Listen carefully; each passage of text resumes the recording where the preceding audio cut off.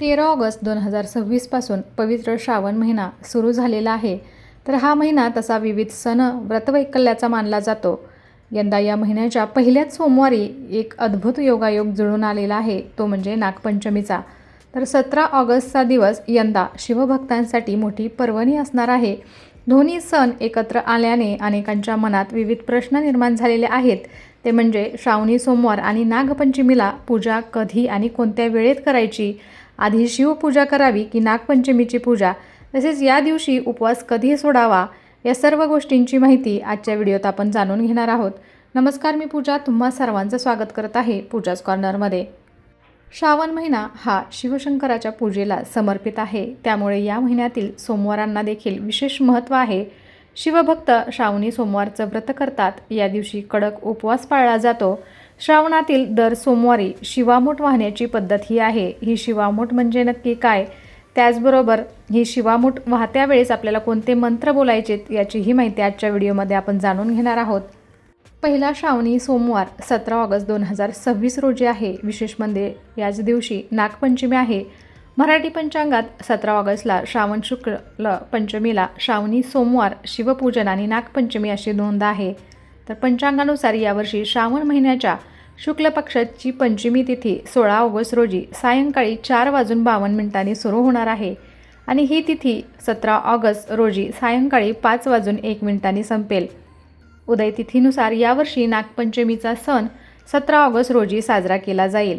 पंचांगानुसार नागपंचमी पूजा मुहूर्त हा सकाळी 5:51 ते 8:29 हा शुभ कालावधी दिलेला आहे. या दिवशी सूर्योदय सकाळी 6:20 असून पंचमी तिथी सायंकाळी 5:01 असणार आहे. तर 17 ऑगस्ट 2026 रोजी श्रावणी सोमवार आणि नागपंचमी एकाच दिवशी असल्याने आपण पूजा कशी करणार आहोत याची माहिती जाणून घेऊयात. सर्वप्रथम आपण स्नान करून शिवलिंगाला आपल्याला जलाभिषेक करायचा आहे. त्यापूर्वी मी देवपूजा करून घेतलेली आहे. तिथेच चौरंगावरती छान असं पांढऱ्या शुभ्र वस्त्र अंतरलेलं आहे. माता पार्वती, बालगणेश आणि शिवशंकराचा असा फोटो आहे, तो पूजेसाठी घेतलेला आहे. एका ताम्हणामध्ये आपल्याला शिवलिंग घ्यायचं आहे. स्वच्छ पाणी, दूध, पंचामृत, अक्षदा, त्याचबरोबर 2 तुपाचे दिवे घेतलेले आहेत. बेलाचं फळ घेतलेलं आहे. धोत्र्याचं फळ घेतलेलं आहे. महादेवांची आवडीची फुलं घ्यायची आहेत. त्याचबरोबर माता पार्वतीच्या सर्व शृंगाराचं साहित्य घ्यायचं आहे. सौभाग्य अलंकार घ्यायचे आहेत. या दिवशी आपल्याला भस्म लागतं, तर हे भस्म घ्यायचं आहे. शंकराच्या पूजेसाठी आवश्यक असणाऱ्या गोष्टी आपण पूजेमध्ये ठेवायच्या आहेत. त्याचबरोबर बेलपत्र घ्यायचं आहे. बेलपत्र बाजारामधून आणल्यानंतर ते स्वच्छ पाण्याने धुवून घ्यायचं आहे. धूप, दीप, वस्त्र, त्याचबरोबर एक पानाचा विडा, हे सर्व आपल्याला पूजेमध्ये लागणार आहे. नैवेद्यासाठी एखादा गोडाचा पदार्थ किंवा फळं घेतलेली आहेत. श्रावणामध्ये तुम्ही कोणत्या सेवा चालू करणार असाल तर पहिल्या सोमवारपासून तुम्ही ही सेवा किंवा व्रतकथा पुस्तक वाचायचं आहे. तर इथे शिवलीलामृतचं मी पुस्तक घेतलेलं आहे. शिवलीलामृत ग्रंथाचं पारायण तुम्ही या दिवसापासून सुरू करू शकता. त्याचबरोबर हे जमत नसेल तर 11वा अध्याय तरी वाचावा. याचबरोबर 16 सोमवारचं व्रतही आपण या दिवसापासून सुरू करू शकतो. याचीही माहिती आपल्या चॅनलवरती आहे. तर इथे पहा, सर्व छान अशी पूजा मांडणी मी करून घेतलेली आहे. सर्वप्रथम चौरंगाच्या बाजूला आपल्याला छान अशी रांगोळी काढून घ्यायची आहे. या महिन्यामध्ये शिवभक्त मोठ्या श्रद्धेने महादेवांची पूजा, अभिषेक आणि सोमवारचे व्रत करतात. भगवान भोलेनाथ अल्पभक्तीनेही प्रसन्न होतात. अशी श्रद्धा असल्यामुळे इच्छा पूर्ण व्हावी, कुटुंबात सुख समृद्धी नांदावी, तसेच कुमारिका मुलींना मनासारखा जोडीदार मिळावा, यासाठी अनेक जण श्रावणी सोमवारचं व्रत करतात. श्रावण महिन्यातील प्रत्येक सोमवारी महादेवांची विशेष पूजा आणि व्रत केल्याने महादेव प्रसन्न होतात, तसंच इच्छित फळ प्रदान करतात. भगवान शिव आणि माता पार्वती यांची एकत्र पूजा केल्याने सौभाग्य लाभते आणि आर्थिक समस्या दूर होतात अशी मान्यता आहे. यानंतर आपल्याला व्रताचा संकल्प करायचा आहे. श्रावण सोमवारी आपल्याला उपवास करायचा आहे. त्यानंतर जो आपण महादेवांचा फोटो घेतलेला आहे, फुलाच्या सहाय्याने त्याच्यावरती पाणी शिंपडून फोटो आपल्याला स्वच्छ कपड्याने पुसून घ्यायचा आहे. त्यानंतर तो पूजेमध्ये मांडायचा आहे. हार आणला असेल तर त्या फोटोला आपल्याला हार घालून घ्यायचा आहे. 2 तुपाचे दिवे मी आधीच लावून घेतलेले आहेत. दिव्यांच्या खाली अक्षदांचं आसन ठेवून त्याच्यावरती हळदी कुंकू वाहून आपल्याला दीप प्रज्वलन करून घ्यायचं आहे. त्यानंतर गणेशाचं पूजन करून घ्यायचं आहे. गणेशाला शुद्ध पाण्याने, त्यानंतर पंचामृताने, परत एकदा शुद्ध पाण्याने आपल्याला अभिषेक घालून घ्यायचा आहे. मुखामध्ये सतत वक्रतुंड महाकाय सूर्यकोटी समप्रभ निर्विघ्नं कुर्मे देव सर्व कार्येषु सर्वदा असं म्हणून गणपती बाप्पांना अभिषेक घालून घ्यायचा आहे. तिथेच आपल्याला बाजूला थोड्याशा अक्षदांच्या आसनावरती गणपती बाप्पांची मूर्ती विराजमान करायची आहे. गंध, पुष्प, वस्त्र, अक्षदा, दीप, धूप हे सर्व दाखवून आपल्याला गणपती बाप्पांचं यथासांगाचं पूजन करायचं आहे. गणपतीला नमस्कार करून पूजेला सुरुवात करायची आहे. त्यानंतर ताम्हणामध्ये आपल्याला शिवपिंड घ्यायचे आहे. पाण्याने, पंचामृताने आपल्याला शिवलिंगावरती अभिषेक करून घ्यायचा आहे. ओम नमः शिवाय, ओम नमः शिवाय या मंत्राचा आपल्याला जप करायचा आहे. किंवा ओम महाशिवाय सोमाय नमः, ओम महाशिवाय सोमाय नमः असा आपल्याला मंत्रजाप करायचा आहे. एकदम तुम्ही पंचामृत बनवून अभिषेक घालू शकता किंवा पंचामृतामधील वेगवेगळ्या वस्तूंचा असा वेगळा अभिषेक हे तुम्ही या दिवशी शिवलिंगावरती घालू शकता. ताम्हणामध्ये मी एक आसन ठेवलेलं आहे. त्याच्यावरती शिवलिंग आपल्याला ठेवायचं आहे. बेलपत्रावरती मी शिवलिंग ठेवलेलं आहे. त्यानंतर आपल्याला शिवलिंगाला भस्म लावायचं आहे. तर अशा 3 बोटांनी, जर मोठी पिंड असेल किंवा मंदिरामध्ये जाल तर अशा 3 बोटांनी आपल्याला भस्म लावायचं आहे. तर इथे थोडंसं भस्म मी तळहातावरती घेतलेलं आहे आणि बेलपत्राच्या काडीने मी शिवलिंगावरती किंवा शिवपिंडीवरती अशा पद्धतीने भस्म लावून घेणार आहे. शिवाची पूजा करण्याच्या आधी आपण सुद्धा आपल्या अंगावरती म्हणजे हाताला हे भस्म लावून घेऊ शकतो. त्याचबरोबर आपल्या कपाळावरतीही हे भस्म लावून घ्यायचं आहे. तर इथे पहा, आपण जो फोटो ठेवला होता त्यालाही आपण भस्म लावून घ्यायचं आहे. माता पार्वतीला हळदी कुंकू व्हायचं आहे. गणपती बाप्पांना हळदी कुंकू व्हायचं आहे. त्यानंतर शिवलिंगावरती आपल्याला फुलं अर्पण करायचे आहे. फुलांमध्ये धोत्रा, आकाडा, पांढरी फुले ही आपल्याला अर्पण करायचे आहेत. शिवलिंगाला चंदनाचा लेप लावायचा आहे. बऱ्याच वेळा आपण अभिषेक केल्यानंतर ते पाणी किंवा पंचामृत काय करायचं याचा प्रश्न पडतो.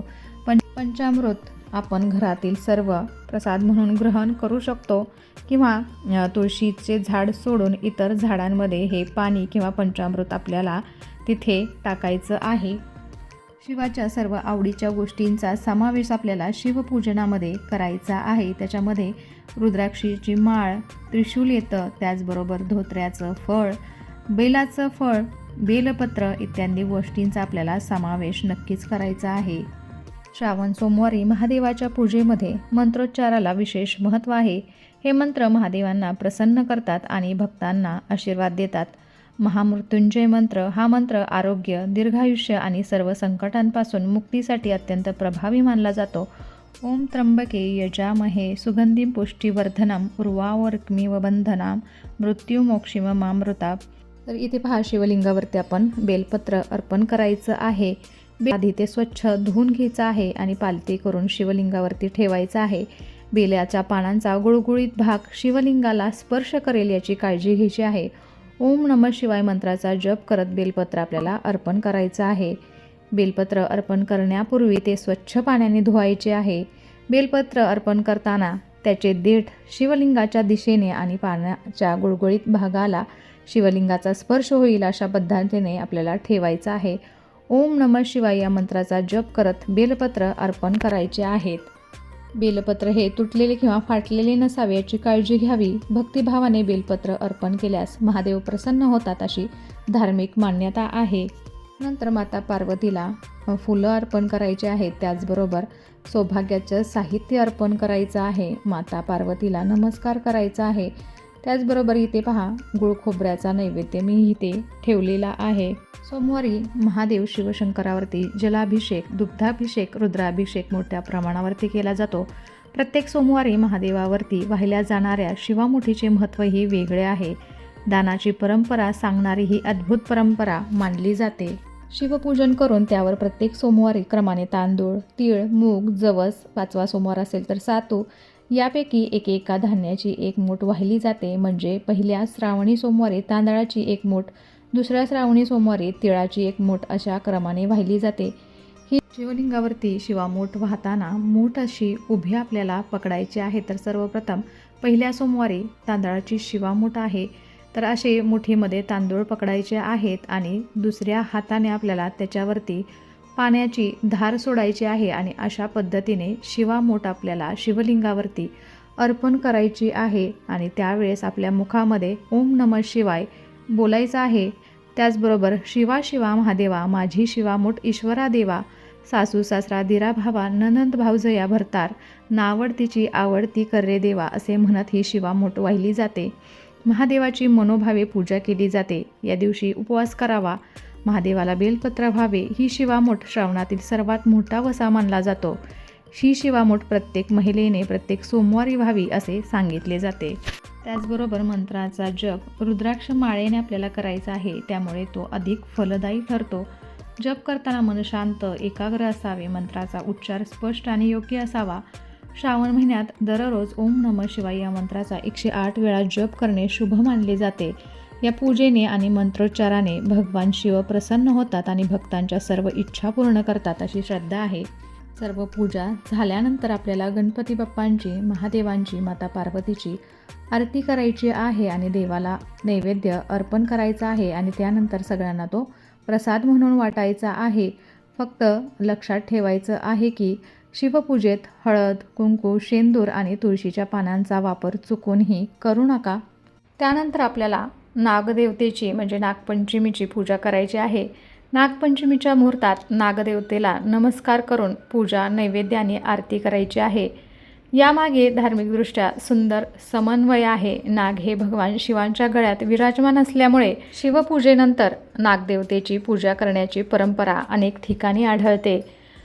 आपल्या घरची कुलपरंपरा किंवा स्थानिक प्रथा वेगळी असेल तर तीच प्राधान्याने पाळायची आहे. नागपंचमीची पूजा सकाळच्या शुभमुहूर्तात पूर्ण करणे महत्त्वाचे आहे. तर सकाळी स्नान करून प्रथम भगवान शिवांचा अभिषेकाने पूजा करावी. त्यानंतर श्रावणी सोमवारची शिवामूठ तांदूळ हे आपल्याला अर्पण करायचं आहे आणि त्यानंतर नागदेवतेची पूजा करायची आहे. त्यानंतर सोमवारचे व्रत आपल्या घरच्या परंपरेनुसार संध्याकाळची शिवपूजा आरतीनंतर सोडता येईल. तर धार्मिक मान्यतेनुसार श्रावणी सोमवारचा उपवास संध्याकाळी शिवपूजा आरती झाल्यानंतर आपण उपवास सोडणे योग्य आहे. तर नागपंचमी तिथी सायंकाळी सुमारे 5:01 संपणार आहे, त्यामुळे तिथी संपताच उपवास सोडणे बंधनकारक नाही. उपवास सोडताना फलाहार किंवा घरच्या व्रतपरंपरेनुसार सात्विक आहार घ्यायचा आहे. म्हणजे सकाळी नागपंचमीची पूजा करून उपवास सुरू ठेवायचा आणि संध्याकाळी शिवपूजा आरतीनंतर पारणा करायचा आहे. हिंदू धर्मात नागपंचमीचा सण खूप विशेष मानला जातो. हा सण सर्पदेवाला समर्पित आहे. आपल्या हिंदू धर्मात नागाला देवी स्थान आहे. भगवान शिवांच्या गळ्यातील नाग भगवान विष्णूंचा शेषनाग आणि श्रीकृष्णाने काली या नागाचा पराभव केल्याच्या कथा नागाचे महत्त्व अधोरेखित करतात. त्यामुळे नागपंचमीच्या दिवशी नागपूजा करणे शुभ मानले जाते. धर्मग्रंथातही नागपंचमीला सर्पदेवाची पूजा करण्याचा उल्लेख आहे. म्हणूनच नागपंचमीला सर्पाची विधिवत पूर्व पूजा केली जाते आणि कुटुंबाच्या सुख समृद्धीसाठी कामना केली जाते. तर नागपंचमीची पूजा आपण थोडक्यात पाहून घेऊयात.